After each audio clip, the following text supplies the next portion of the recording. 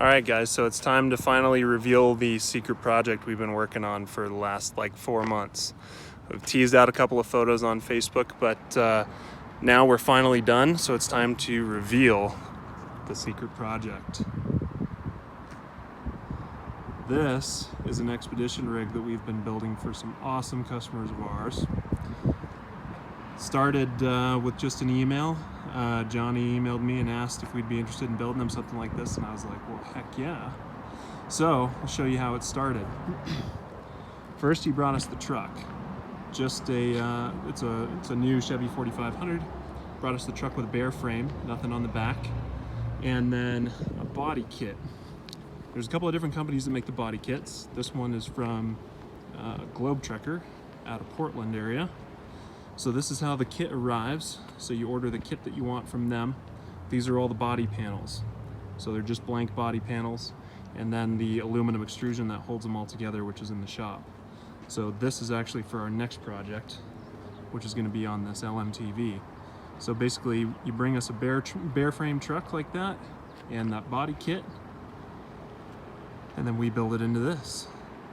So let's kind of take a quick walk around. I'll show you what we've got on this thing. So like I said, this was a bone stock truck when we bought it. Just a bare frame on the back. Bed was already removed. We put a 18,000 pound winch on the front with a winch bumper and a light bar. We've got several toolboxes that we mounted around the outside of the frame. We've got some access hatches in here. This access hatch actually leads into the bathroom where there's a composting toilet. This one down here gives you access to the diesel heater. That's an Ebersprecher diesel furnace. That's heating the glycol system. I'll show you guys that here in a second. Everything on this was custom, so we had to fit the subframe to the truck's frame. That subframe in this case was supplied by Globe Trekker. So we had to fit that, and that's what the Habitat actually bolts to. We had to add a couple of gussets, mounting gussets, to kind of strengthen up how it actually mounts to the Habitat. You can see it's got this nice extruded aluminum that holds all these panels together, so it's really stout. We had to make things like custom brackets to hold the filler necks, stuff like that. So the whole thing is custom. I'll show you the garage space back here before we go inside. This is our garage space. So in this case, Johnny's going to be throwing a bunch of skis and stuff back here. He works up at Targhee in the winter, so he's going to be living out of that. I'm throwing all of the ski gear back there. There's also access to the other side of it right here. We've got our logo on the back. The vinyl wrap company did an awesome job. This thing just got back from getting its wrap put on. We've got a backup camera in the back. Full electric awning outside. We got a couple more toolboxes. These retractable steps supplied by Globe Trekker, and a nice Wildlands door, two-piece door. This is from Overland. Bug screen and security mesh. All right, let's take a look inside. So we've got a full bathroom. It's a wet bath, composting toilet, and shower. Let's step back here a little bit. Here's our refrigerator, full-size fridge, and here's the main cabin.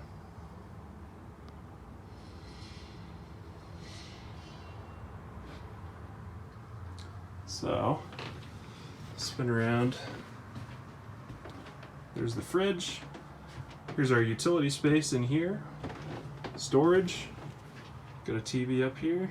Storage up top. All the way around. And everything in here we custom designed. So we drew a full 3D CAD model of this entire thing and CNC'd everything you see in here in our shop. We've got a 2-basin sink, an induction cooktop. There's our sink. Tons of storage. Everything in here is storage.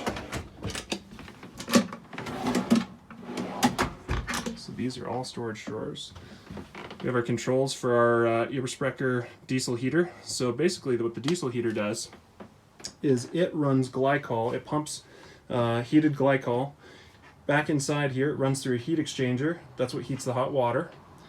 It also runs through this blower to blow out hot air, just like in your car. And we also have it snaking through the subfloor in here. Whatever residual heat is left snakes through the floor and heats the floor. So everything is running off the diesel heat as far as anything hot. The only thing that's not is our convection oven and microwave. It's a combo unit, and that induction cooktop. And those are running off the inverter. So if we come to our red arc system, we can turn our inverter on right there. The red arc system's awesome because we can control everything right here. We can turn on the fan for the composting toilet, the vent fan. We can turn on our water pump, porch lights. We can come down here. We can turn on our floodlights. We've got left, rear, and right floodlights outside. They're covered up by the awning right now, but we've got rigid ignite floodlights all the way around this thing. So inside here, here's our utility space. We have Starlink on the roof, 3,000 watt red arc inverter. This is a MPPT solar charge controller for 3 of the panels on the roof. There's 5 in total. So there's 1,000 watts of solar on the roof. This handles 3 of the panels. The remaining 2 run through the red arc's BMS. So 1,000 watts of solar. And that is more than enough to run everything in here. So we can run our electric cooktop, we can run our microwave, all that stuff right off the inverter. TV, of course. We've got a nice big turn Overland skylight, which is electric opening. And lights built into that. Powered max fan. All the lights in here are controlled off the red arc and they're all dimmable. Let's talk about the bed. Okay, so the bed was how we designed this entire thing. Everything hinged around how the bed system was going to work. So we obviously didn't want a full queen size bed fully set up all the time, taking up all this space. So here's what we came up with. Drop this cushion down and you can see there's 2 dresser drawers underneath here. But we're just going to grab this, pull it out, and then we just lay our mattress out. These mattresses were custom made by an upholstery shop here in town for us. And there's your mattress. And you still have enough room with the mattress out where we can set up our dinette table so one person can still be in bed. I have a seat here, and there's still plenty of room for somebody to make breakfast and hang out.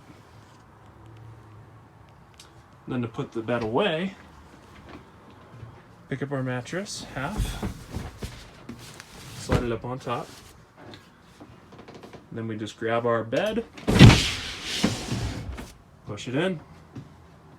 Simple as that. Like I said, in here we've got dresser drawers, his and hers. They're huge. You have to take the cushions off to get to them, so they're kind of like a little secret compartment. Got another storage drawer hidden down here. Right there. The bench also has a drawer built in. And this was my secret concoction here. I was trying to figure out what do I do with all the space in the back of this bench, because I don't want it to be wasted. So I figured why not build in a hidden compartment. Place for passports, cash, guns, maybe drugs. Up to you.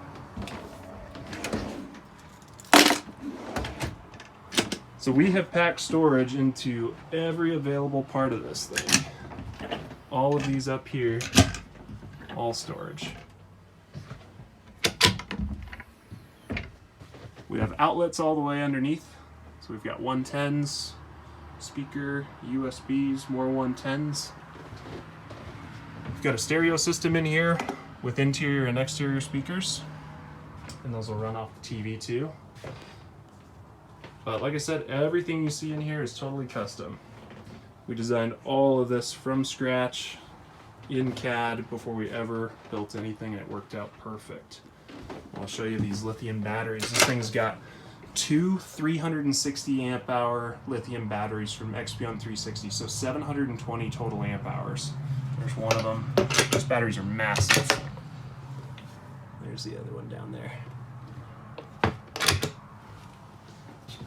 Shower, we wanted to keep the shower as big and open as possible, and it's really a nice size. It's one of the first things that people notice is how big the shower is. This is the shower door, just a retractable door there from Nautilus. You'll notice a lot of people talk about DIY and these builds and stuff. Obviously, this is not anywhere close to DIY quality. Some of the things that you'll encounter is that you have to do things like make custom trim, right? We had to custom trim everything in here. This covers up wiring loom that runs through here, so we bent this in our brake. Obviously, all the woodwork, we did all this on our CNC machine. Everything here, all custom, trying to figure out how to lay all this stuff out. All of our plumbing and stuff has to be fit underneath here, which we have a 63-gallon water tank back inside here underneath the bench, and no gray or black water. Toilets composting, so they didn't need black water for that, and they didn't want to take up space underneath with a gray water tank, so we're just doing an exterior drain on that. Yeah, I think that's pretty much it. So anyway, if you're ever interested in having an expedition rig built, give us a call. We got a couple lined up, but we've got openings still. We're usually a few months out, but these are big projects anyway. This one is about a 4 or 5 month project, start to finish. But the whole point is make sure you get everything done right, you know? So anyway, yeah, we'll send you some pictures and videos. We'll post some stuff online once the LMTV is ready to go. I don't know how much we're doing and how much the guy wants the DIY, but I know we're going to be building the habitat on that thing. So yeah, you can get a hold of us at valiantexp.com. Email is sales@valiantexp.com. And I'm Jordan.